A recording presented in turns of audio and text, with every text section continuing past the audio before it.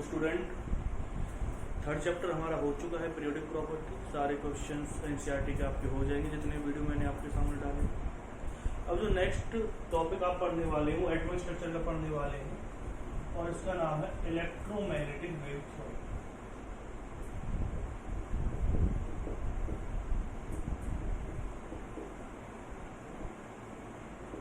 तो electromagnetic wave theory में हम बात करेंगे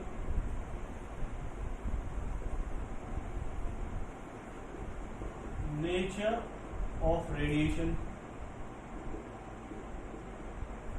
यानी कि जो नेचर होता है वो रेडिएशन का कैसा होता है, वेव नेचर होता है। रेडिएशन क्या होती है, जैसे कि आपने देखा है सनलाइट जो होगी, सन से जो लाइट निकलती रहती है तो वो किसी फॉर्म में निकलती रहती है, रेडिएशन की फॉर्म में निकलती रहती है। तो उसमें बताया गया है कि जो लाइट मूव करेगी वो किसी नेचर के थ्रू मूव करती है, वेव नेचर के थ्रू मूव करती है। ये वेव थ्योरी ने बताया, ठीक है ना। अब वेव थ्योरी के अकॉर्डिंग एक और चीज भी इंपॉर्टेंट है, उसने बताया था, ये किसने दी थी, मैक्सवेल ने थ्योरी दी थी 1864 में।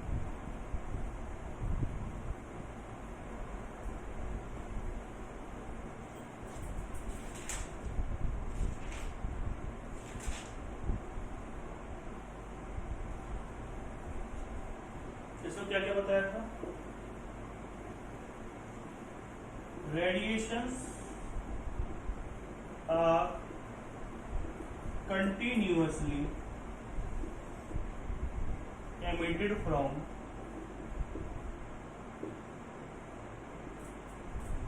the source। जो रेडिएशन है वो कंटिन्यूअसली एमिटेड होती रहती है, कहां से, सोर्स। दूसरा क्या, नो मीडियम इज रिक्वायर्ड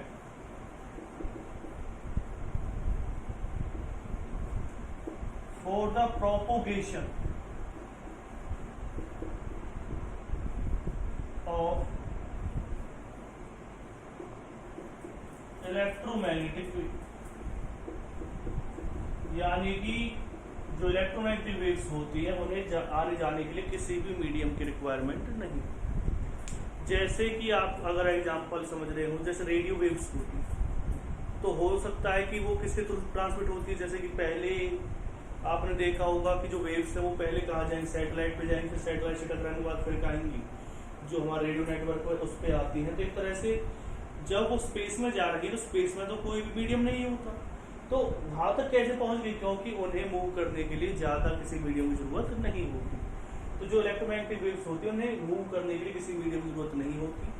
चाहे आप बड़ी बहुत से आप देखें, जैसे साउंड वेव है, साउंड वेव का मतलब क्या होता है, जैसे कि आप किसी गाड़ी के अंदर बंद हो जाते हैं तो आपने देखा होगा कि वहां से बाहर की तरफ आवाज बहुत ही कम आएगी, बहुत, क्योंकि साउंड वेव को मूव करने के लिए किसी न किसी मीडियम की जरूरत होती है, या तो एयर के थ्रू जाएंगी या वाटर के, मतलब किसी भी थ्रू अगर वो मूव करती हैं साउंड वेव को तो किसी न किसी मीडियम की जरूरत पड़ती है। लेकिन इलेक्ट्रोमैग्नेटिक वेव को ऐसी किसी भी मीडियम की जरूरत नहीं पड़ती। उसके लिए जरूर नहीं है कि कहीं पर एयर रहे, उसके लिए जरूर नहीं है कहीं पर वाटर रहे। जैसे सनलाइट है, तो सनलाइट अगर कहाँ से आ रही है, सन से आ रही है तो स्पेस से तो आ रही है, स्पेस में कोई मीडियम होता नहीं, लेकिन वो तो मूव करके हमारी कहाँ पे आ रही है, अर्थ पे आ रही है। तो इसका मतलब क्या है कि वहां पर हमें किसी मीडियम की जरूरत नहीं होती, ये कंटिन्यूअसली एमिटेड होती रहती है किसी भी किसके थ्रू, सोर्स से। सोर्स से हम निकल के आप देख भी रहे हैं सन से।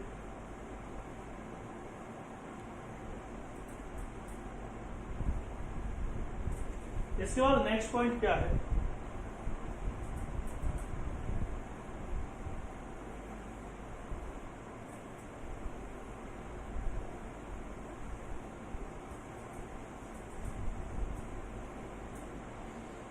नेक्स्ट पॉइंट की बात करते हैं आप, speed of electromagnetic wave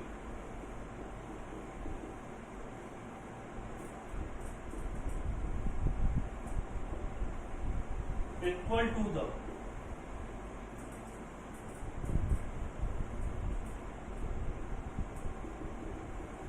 velocity of light।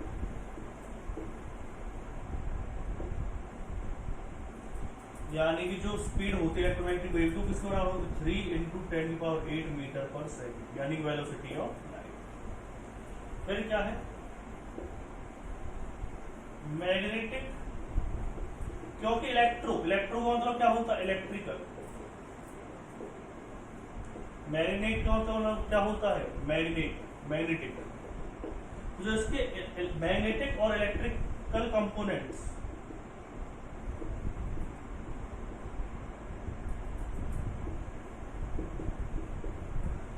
Are perpendicular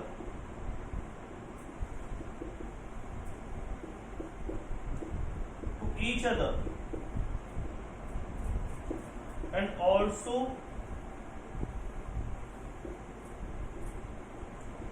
perpendicular to the direction of propagation।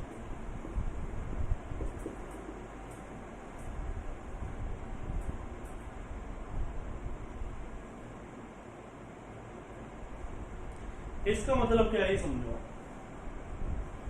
Actually होता क्या है कि जैसे कोई आपको ये एक्सेस दे रखा है, ये कौन सा एक्स मान लिया हमने एक्स, तो आप एक चीज देखेंगे कि ये कोई कंपोनेंट आपका आया, ये इलेक्ट्रिकल कंपोनेंट, यानी वेव तो इसी तरह से मूव करती साइन फॉर्म। तो आप एक देखेंगे कि मान के चलिए कौन सा कंपोनेंट हो गया इसका, इलेक्ट्रिकल कंपोनेंट हो गया। और आप देख रहे हैं इलेक्ट्रिकल कंपोनेंट एक्स एस के परपेंडिकुलर आ रहा है, आप देख रहे हैं क्या आ रहा है इसके परपेंडिकुलर आ रहा है। अगर मैं इसे कैसे बनाता हूं, मतलब कि अगर आप दूसरा कोई कंपोनेंट लेते हैं,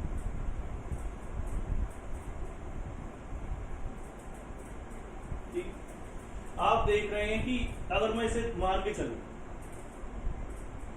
इस वाले केस की अगर मैं बात करता हूं, तो इस वाले केस में अगर आप ध्यान से देखेंगे तो कुछ इस तरह के डायग्राम आ रहा है, जैसे ये आ रहा है और जो दूसरी वेव आ रही है वो इस तरह से, यानी कि ये और ये दूसरे के साथ कितने डिग्री के एंगल बना रहे हैं, 90 डिग्री के एंगल बना रहे हैं। और आप देखेंगे कि अगर ये डायरेक्शन है प्रोपोगेशन की,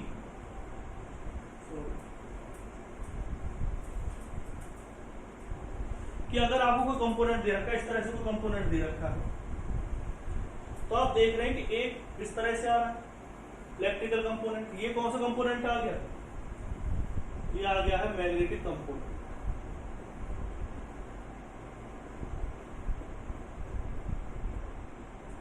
अब एक चीज देखो कि ये डायरेक्शन है, जिस डायरेक्शन प्रोपोगेशन मतलब क्या होता है कि जिस डायरेक्शन में वो मूव कर रहे हैं। तो आपने देखा कि जो इलेक्ट्रिकल कंपोनेंट है इस डायरेक्शन के क्या आ रहा है, परपेंडिकुलर 90 डिग्री के एंगल बना रहे हैं। और अगर मैं बात करता हूं, अगर मैं इस तरह की कोई स्ट्रक्चर ले, मतलब कि एक और ले लिया आपने, कौन सा कंपोनेंट हो गया इसका, मैग्नेटिक कंपोनेंट हो गया, तो आप देख रहे हैं इन दोनों के बीच जो एंगल आएगा वो कितने डिग्री का एंगल आएगा, 90 डिग्री का एंगल आएगा। ये भी परपेंडिकुलर है इस एक्सेस के, और ये जो डायरेक्शन आ रही है, ये भी मतलब कि जो आप क्या कर रहे हैं मैग्नेटिक कंपोनेंट की बात कर रहे हैं, ये भी क्या आ रहा है इस एक्सेस के परपेंडिकुलर ही आ रहा है, ठीक है ना।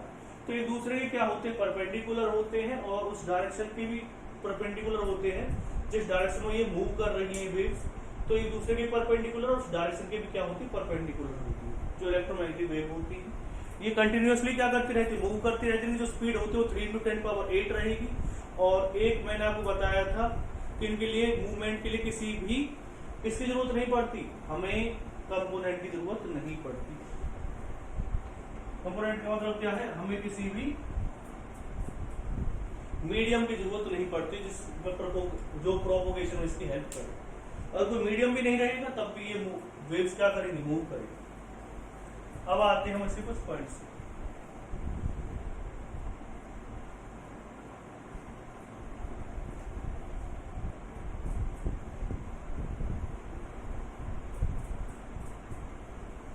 जैसे कि एक इलेक्ट्रोमैग्नेटिक, इसके इलेक्ट्रिकल कंपोनेंट कुछ इस तरह से मूव कर रहे हैं।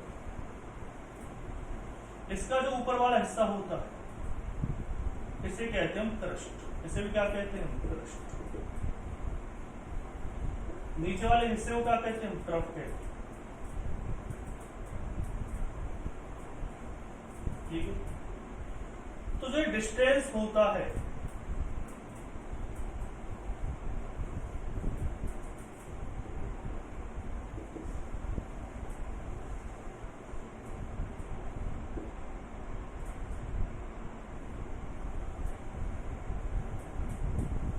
हम बात कर रहे हैं वेवलेंथ। वेवलेंथ को किससे रिप्रेजेंट किया जाता है? लैम्डा से। It is the distance between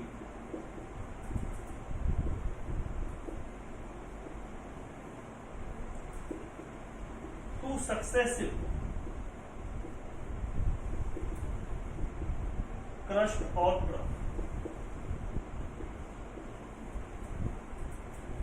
इसे किससे रिप्रेजेंट करते हैं? हम लैम्डा से रिप्रेजेंट करते हैं। फिर मैं एक चीज आपको बता देता हूं, जो डिस्टेंस होता है, जो दो नियरेस्ट क्रस्ट होते हैं उनके बीच जो डिस्टेंस होता है उसे किससे रिप्रेजेंट करते हैं? लैम्डा से।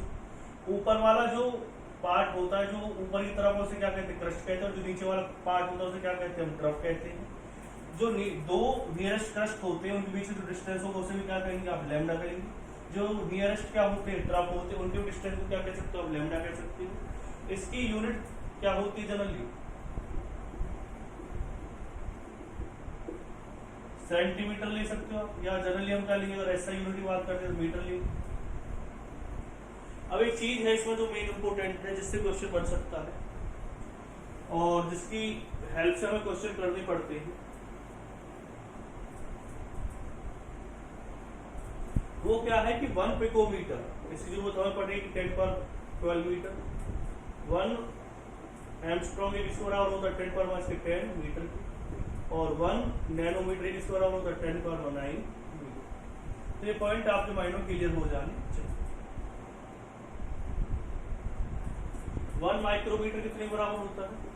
10^6 मीटर। इनकी हमें जरूरत पड़ेगी, तो इसलिए इन्हें आप नोट डाउन कर लें। अब बात आती है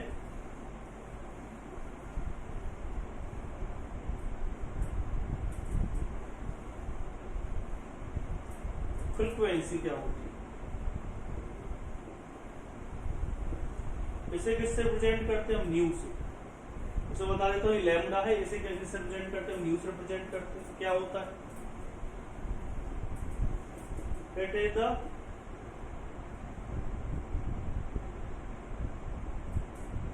number of waves passed through a point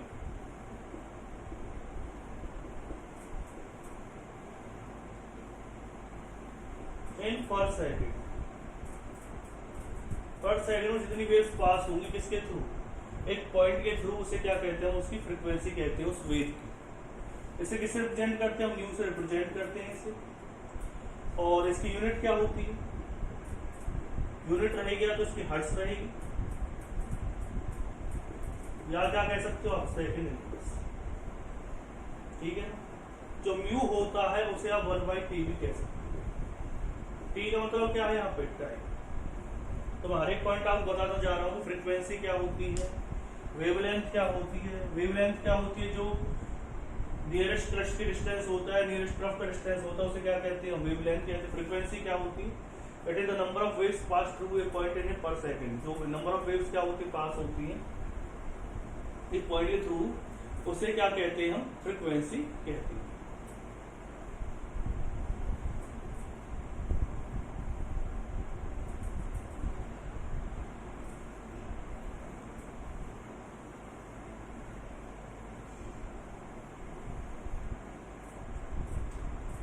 इसके बाद एम्पलीट्यूड।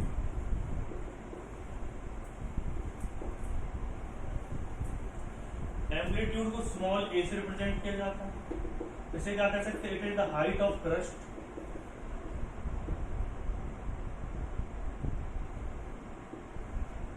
जो ये हाइट होती है crust,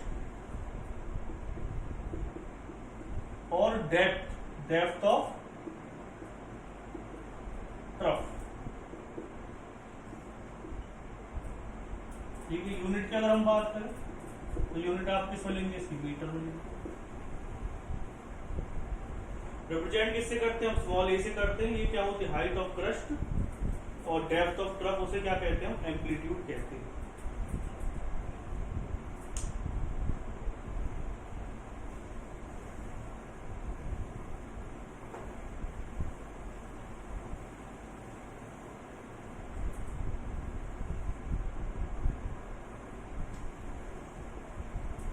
relationship between lambda and new. आप जानते लैम्डा क्या होती है, वेवलेंथ, न्यू क्या होती है, फ्रीक्वेंसी, इन दोनों के बीच क्या निकालना रिलेशन। तो आप जानते सी का मतलब क्या होता है, वेलोसिटी ऑफ लाइट, और वेलोसिटी आप जानते क्या होता है, डिस्टेंस अपॉन में टाइम। इतना तो आप जानते हो, जो वेलोसिटी होती है वो क्या होती है, डिस्टेंस अपॉन में टाइम। डिस्टेंस जो वेव का है वो जनरली किससे मेजर करते हैं, हम लैम्डा से मेजर करते हैं। और टाइम, आपको याद हो तो मैंने एक चीज बताई थी कि जो फ्रीक्वेंसी होती है वो क्या होती है, 1/t होती है। आप समझ रहे हैं चीज में क्या बताने की कोशिश कर रहा हूँ। सी क्या होती है, डिस्टेंस अपॉन में टाइम। डिस्टेंस जो होता है वो वेव को किससे रिप्रेजेंट करते हैं, हम लैम्डा से। और 1/t किससे बराबर होता है, आप जानते हैं न्यू के बराबर होता है। न्यू के बराबर होता है, जो मैंने अभी आपको बताया था, न्यू फ्रीक्वेंसी को रिप्रेजेंट करते हैं। तो लैम्डा इनटू क्या आ जाएगा, न्यू इक्वल टू क्या आ जाएगा, सी। तो ये रिलेशन होता है कि वेलोसिटी ऑफ लाइट में और वेवलेंथ और फ्रीक्वेंसी। इसके हमें बहुत ज्यादा जरूरत पड़ेगी। कैसे निकाला वो मैंने आपको बता दिया कि जो वेलोसिटी सी क्या होती है, velocity of light equal to क्या होती है, वेलोसिटी किसके बराबर होती है, डिस्टेंस अपॉन में टाइम। और डिस्टेंस के किससे रिप्रेजेंट करते हैं, हम लैम्डा से रिप्रेजेंट करते हैं। और 1/t क्या होता है, 1/t क्या होती है, फ्रीक्वेंसी होती है। मैंने अभी आपको बताया भी था, तो उससे आपने निकाल दिया। तो ये आपको पता चलेगा वो रिलेशन किस तरह से हमने निकाला। लैम्डा क्या है, इसमें वेवलेंथ हो गई, और न्यू क्या हो गई, इसमें फ्रीक्वेंसी।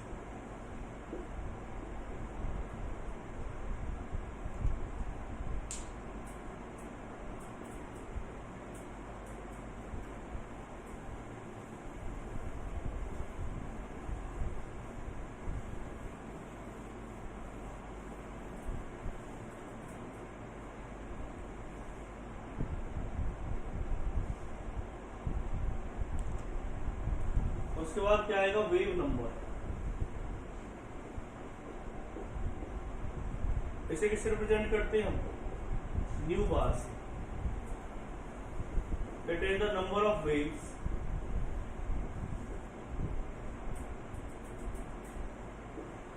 प्रेजेंट इन पर मीटर है। ठीक है, म्यू बार किसके बराबर होता है, 1/λ। इतनी वेव्स होती हैं, जो नंबर ऑफ वेव्स होती है जो प्रेजेंट होती है पर सेंटीमीटर, पर मीटर लिख लो। अगर आपने पर मीटर लिखा है तो लैम्डा को किसमें लेना पड़ेगा, आपको मीटर में लेना पड़ेगा। अगर आपने सिर्फ पर सेंटीमीटर लिखा है तो लैम्डा को किसमें लेना पड़ेगा, आपको सेंटीमीटर में ही लेना पड़ेगा। तो लैम्डा ये याद रखना, आपने पर मीटर लिखा है तो इसके किसमें लेना पड़ेगा, आपको मीटर में ही लेना पड़ेगा। तो न्यू बार आपको पता चल गया 1/, क्या होता है, लैम्डा होता है।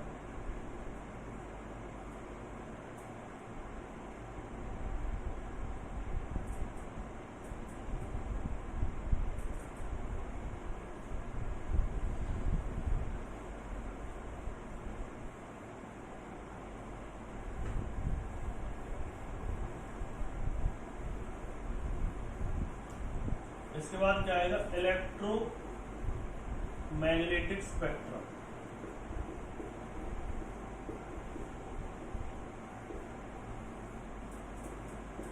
It is the arrangement of different waves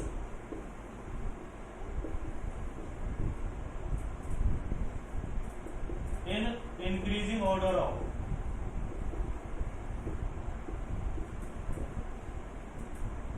wavelength. जो डिफरेंट वेव होती है उनकी वेवलेंथ क्या होती है, अलग अलग होती है।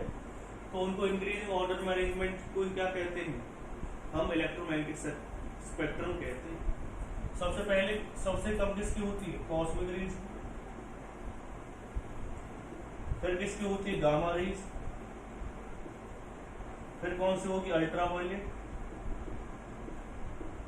और उसके बाद कौन सी आती है, विजिबल रेज।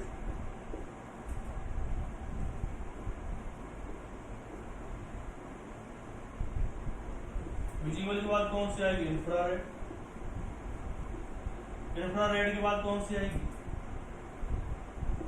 Micro waves. और उसके बाद कौन सी आएगी, रेडियो वेव्स। तो सबसे ज्यादा जो वेवलेंथ होती है वो कौन सी होती है, रेडियो वेव्स की। और सबसे कम किसकी होती है, कॉस्मिक रेज की। एक चीज और आपको याद रखनी है अभी मैंने वो बताया था कि C इक्वल टू क्या होगा, लैम्डा इंटू न्यू। तो C अपॉन में न्यू इक्वल टू क्या हो जाएगा, लैम्डा। अगर वेवलेंथ इंक्रीज होगी तो फ्रीक्वेंसी क्या होगी, डिक्रीज होगी, और अगर फ्रीक्वेंसी इंक्रीज होगी तो वेवलेंथ क्या हो जाएगी, डिक्रीज हो जाएगी। तो आपको याद रखना है कि वेवलेंथ और फ्रीक्वेंसी एक दूसरे के इनवर्सली प्रोपोर्शनल होते हैं। अगर रेडियो वेव्स की जो वेवलेंथ है वो सबसे ज्यादा होती है तो कॉस्मिक रेज की जो फ्रीक्वेंसी वो सबसे ज्यादा होगी, क्योंकि रेडियो वेव्स की जो वेवलेंथ है वो क्या होती है, सबसे ज्यादा, तो इसकी फ्रीक्वेंसी क्या होगी, सबसे कम। इसकी फ्रीक्वेंसी सबसे ज्यादा होगी लेकिन वेवलेंथ क्या होगी, सबसे कम होगी।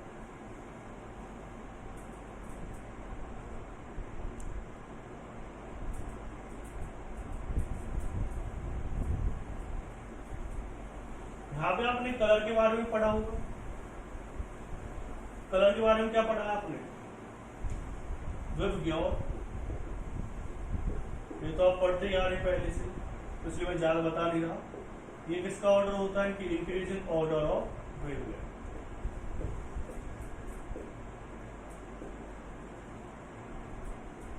तो ये थी इलेक्ट्रोमैग्नेटिक वेव थ्योरी। इसकी कुछ लिमिटेशंस मैं आपको बताऊंगा, बहुत सी चीजें भी बताने वाला हूँ। तो ये शुरुआत हुई है, एक्चुअल में चैप्टर की शुरुआत तो अलग तरह से होती थी। पहले आप इसमें discovery of electron, proton, neutron वगैरह पढ़ते थे, लेकिन क्योंकि वो अब सिलेबस से हट गए इसलिए मैंने डायरेक्ट आपको इलेक्ट्रोमैग्नेटिक वेव थ्योरी करवा दी। डिस्कवरी ऑफ इलेक्ट्रॉन, प्रोटॉन और जो न्यूट्रॉन है वो वैसे ही आप 9th क्लास में पढ़ लेते हैं। अगर आपको पता नहीं है तो मैं उसके ऊपर वीडियो बना दूंगा, तो फिलहाल आप इसे वॉच कीजिए इलेक्ट्रोमैग्नेटिक स्पेक्ट्रम को। फिर इससे कुछ आइसोबार, आइसोटोप्स के बारे में मैं आपको नेक्स्ट वीडियो में बताऊंगा। तो thank you students for watching the video.